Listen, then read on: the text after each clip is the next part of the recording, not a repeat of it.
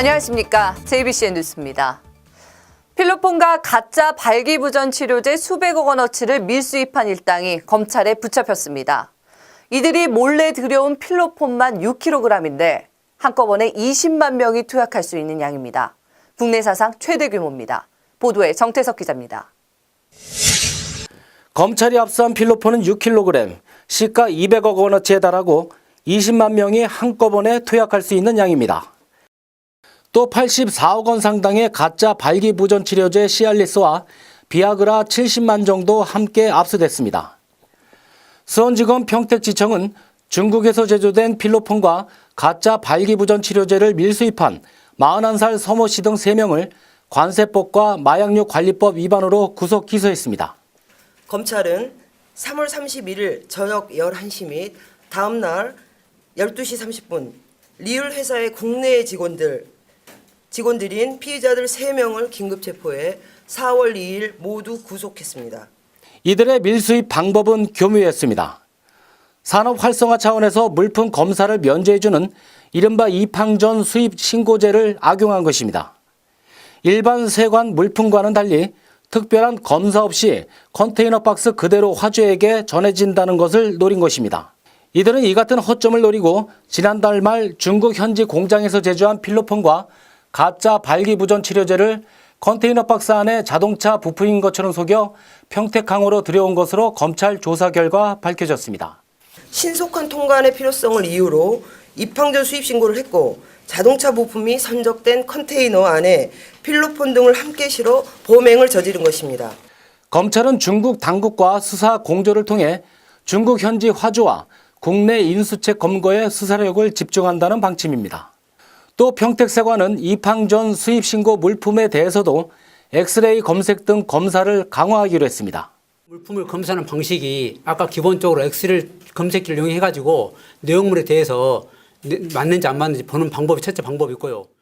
JBCN 뉴스 정태석입니다. 경기 평택 남부문예회관에서는 제35회 장애인의 날 기념식이 열렸습니다. 다양한 프로그램과 봉사단체들이 뜻을 함께하는 날이었지만 정작 주인공인 장애인들에게는 많은 아쉬움을 남긴 행사였습니다. 그 이유 김윤희 기자가 보도합니다. 올해로 35번째를 맞은 장애인의 날 기념식.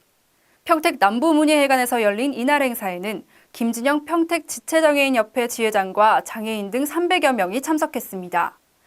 장애인들에게는 표창장이 수여됐고 장학금과 생계지원금도 전달됐습니다. 따뜻한 손길도 모아졌습니다. 무료 음식 봉사에 나선 사랑의 밥차부터 따뜻한 차를 제공한 이동식 커피 전문점까지 쌀쌀한 날씨였지만 자원봉사자들의 얼굴엔 미소가 가득했습니다. 장애인 협회를 위해서 우리가 해마다 우리가 하고 있습니다. 그래서 우리 한 15년째 하고 있기 때문에 특별히 우리 평택으로 왔습니다.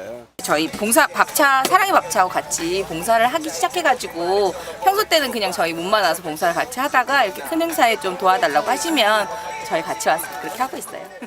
하지만 행사장 한쪽에선 불만의 소리가 터져나왔습니다.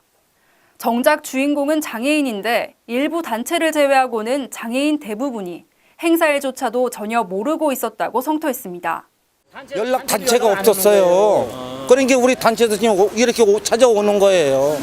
항의하러 오는 거예요. 준비되지 않은 반쪽짜리 행사라는 질책도 이어졌습니다. 몸이 불편한 어르신들을 비바람이 치는 야외에서 음식을 먹게 하고 심지어 자원봉사자들까지 소식을 받지 못해 아예 봉사활동을 나오지 못했다는 겁니다. 그래도 제가 나와서 이렇게 보니까 모든 것이 하나도 안 됐는 거예요. 이게 진짜 장애인의 날이라고 말로만 그리고. 이날 장애인의 날 행사에는 1000여 명이 참석할 것으로 예상돼 음식이 준비됐지만 참석 인원은 절반에도 미치지 못했고 평택 지역 봉사단체 등은 소식을 받지 못해 아예 지원조차 못했습니다. JBCN 뉴스 김윤희입니다.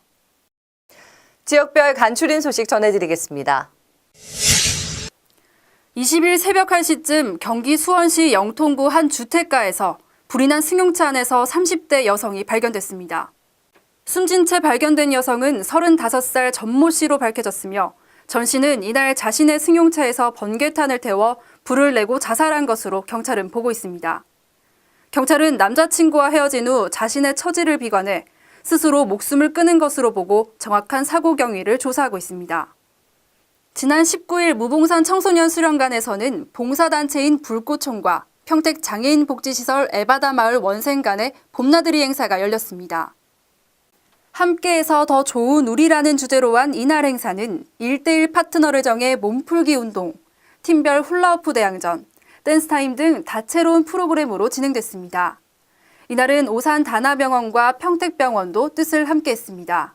이런 좋은 자리에 저 또한 방금 전에 게임도 했고 그래서 저 역시 즐겁고 여러분들한테 감사드립니다. 최승복 회장은 불꽃처럼 자신을 태우듯 몸을 다해 봉사해달라는 주문을 전했고 이준태 에바다 마을 사무국장은 서로가 더 이해할 수 있는 뜻깊은 시간이었다고 말했습니다. 아무쪼록 오늘 열심히 몸 다해서 봉사해 주시기 바라고요. 불꽃촌과 가까워질 수 있는 계기가 됐으면 좋겠습니다. 불꽃촌! 경기 화성에 유소년 야구 전용구장이 생기고 전국 리틀 야구 대회도 개최될 것으로 보입니다.